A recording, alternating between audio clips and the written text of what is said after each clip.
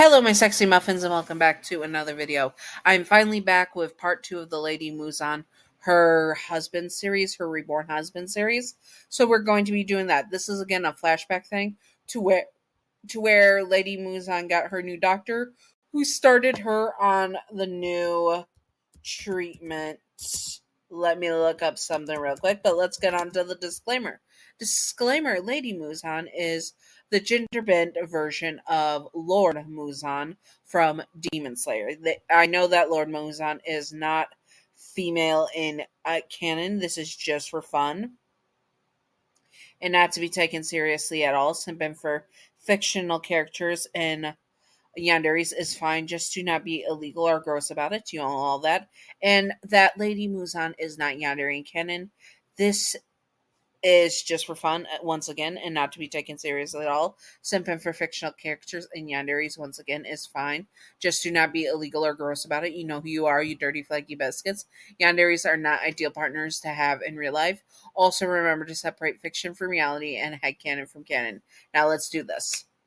It was another day, and you finally got a hold of a new doctor that had a very new treatment that he wanted to try on Lady Muzan. Of course, getting your wife to agree to this was not an easy form at all. So you sat down with her as you two ate breakfast together in her room since she was too weak to leave her food time. But you made her tea and made the food for her, even though that was the wifely duties or the duties of the staff that you had since Lady Muzan was the head of the noble family. You still did it because you enjoyed taking care of her and wanted to show that you cared. She looked at you as she could sense you wanted to say something. "What is it, your name?" she says, as she puts down her chopsticks and picks up her tea. "I found a new doctor that has a possible promise and treatment for you," you tell her, and she looks at you. "And what would that be?" He wouldn't give any details, but he has found something called the blue spider lily, a very rare plant that could be used to extend your life, he says. That's where his words for it. He says it's still in the very testing phase and doesn't know if it's possible, but what there's nothing left to lose, you say to her, and she nodded her head. "We will set up a meeting with him." You nodded your head and smiled. "Do you feel that you have the strength to go for a walk today?" you asked. And she nodded, and you slowly helped her up. You supported her side and let her wrap her arm around your waist, and you wrapped yours around hers. And you led her out to the garden as staff would come and clean up the mess that was left. You walked into the garden with her, and she gripped onto you tightly, hoping for more support. This was coming of a thing for you to walk in the garden together. She enjoyed the flowers very much so, especially the red spider lilies that she had growing. "What are blue spider lilies, though?" she asks. He wasn't a very forward on what they look like. He calls them blue spider lilies, so I assume they're blue spider lilies? You say, thinking to yourself, "I will have to ask him more so we learn more about them, just in case this is a success, so we can make sure that we keep the medicine coming in." She nodded her head, and she asked if you guys could sit down. You led her to the bench and sat down with her, holding her hand. She held yours in a weaker grasp, but she was holding on to it tightly. She was hoping that this doctor would be able to be better than the last few, as they had either quit or been fired for their incompetence or quit because they thought Lady Muzan was rude. You hold her hand and smile at her. "I'm sure this will be the thing that we need to turn everything around," you tell her with a smile, and she nods her head, laying her head on your shoulder. You sat like that for some time, but then it suddenly started to rain, and you apologize to your wife. "I'm sorry, you will have to forgive me," you say, and you quickly picked her up bridal style, and she gasps, "What are you doing? It's just a little rain!" She cries out, but you did not want her to get sick in her already sickened with her already sick immune state that she had. You did not want her to get sick because of her weakened immune state. So you rushed her inside and quickly got her to the bedroom. You both were still soaked, but you were still not going to let your wife get sick. so you had to be the more assertive one right now. I need to take off your kimono, he says, and she gasps. You will do no such thing, she says, and tried to back up from you as you had set her down, but you quickly grab her and change her clothes for her. She was frustrated with you and told you to get out.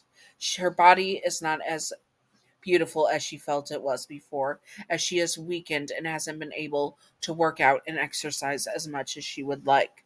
So she felt like you saw her body at its most ugliest, and she didn't want you to think she was ugly.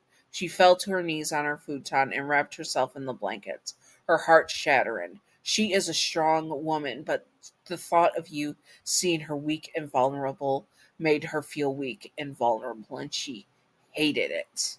You made some fresh tea to warm her up and then walked back to the room, knocking on the door. Lady Muzan, you ask? And she says, Go away, she says firmly. She did not want to see you or to deal with you right now, but you were determined. I made some tea to help warm you up. It'll be good so you don't get sick. There was a long pause. There was a long pause before she muttered something. Come in, she says, and you come in and sat the tea down, pouring her some and handing her the cup. She looked at you as you were still in wet clothing that had semi-dried. Why did you not change? You looked down at your clothes. I didn't think about it. I was more concerned with making sure you were okay. Change, she orders, her eyes narrowed on you.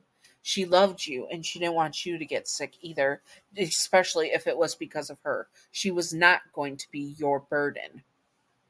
All right, I will change. Drink your tea, and I will come back in a few minutes. He got up. You got up and left, going to change from your clothes. You were a very muscular man and took pride in your body, but you were worried about your wife. You also worried so much that you started working out more so you could carry her if her knees began to become too weak and she would not be able to hold herself anymore. You also wanted her to get more sunlight, and so because that would be good for her as well. And carrying her outside might become one day, might become something you have to do one day. You got dressed and came back to the room to find Lady Muzan laying down, curled into the ground, of her futon. You could hear her crying, and you felt your heart break. You didn't want her to know that you saw her crying, but you also didn't want to leave her like that. So you climbed into the futon with her, and she told you to go away, trying to hide her voice, but you wrapped your arms around her and pulled her close. There is nothing to be ashamed of. I know you are a strong woman. To be so strong, even when your body is failing you, is not your fault. You are a strong and capable woman because you still hold so much power and authority, and I will never see you as anything but strong. She broke down crying and turned around, curling into your chest, holding you tightly. She hated to feel this weak, but a part of her was relieved that you would always see her as strong no matter how much her body fails her. Anyways, I hope that you all enjoyed this video, and if you would like to see more, comment below what you would like to see, and I will do my best to do it. I wanted to really touch on while Lady Muzan, before she became the Demon Queen, was weak and vulnerable as the femininity side of things, and also when she does have a husband who is loyal to her and supports her, and she actually is obsessed with because of Yandere stuff. She wouldn't want to be seen as weak and vulnerable by the man she was yandere for in love. So she broke down today in this video because she was realizing he sees her as the strong woman she is truly and not that she is weak. And that is something that had her feel better, but also still she feels weak and she hates it. Anyways, I hope that you all enjoyed, and now Patreon outro. Patreon outro. Thank you, Gav, for being my first patron. You're wonderful, beautiful, stunning, gorgeous. Mwah. Thank you, Gav. I appreciate you. I hope that you all enjoyed this. And again, if you want to see anything specific in this mini-series, comment below what you would like to see, and I will try my best to add it in the mini-series. And stay sexy, all my sexy muffins. Bye-bye.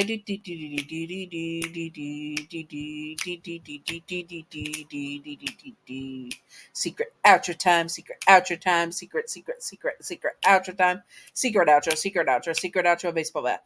Welcome to the secret outro. And the secret outro question of the day is: if you were in this situation, would you have had not respected Lady Muzan's body image by letting her be in wet clothes, or would you have removed them as her husband, not to oogle her body, of course, but to get her out of those clothes so she stayed safe and dried? And would you have carried her inside to get her inside faster so she did not get sick?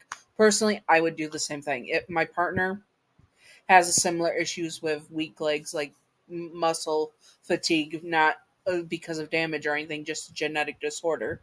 But if I was with them, which I have been sometimes, but if I was with them and they had the weakness in the legs, I would. That's why I'm starting to work out. I'm actually trying to get buff, so if my partner does fall where they need me to pick them up and carry them, I will have the strength to do so. That is always a good reason to get swole. Get swole so you can lift up your partner if they have muscle fatigue. Yes. Anyways, I hope that you all enjoyed it. Stay sexy on my sexy muffins. But what would you do? Anyways, stay sexy on my sexy muffins. Bye bye.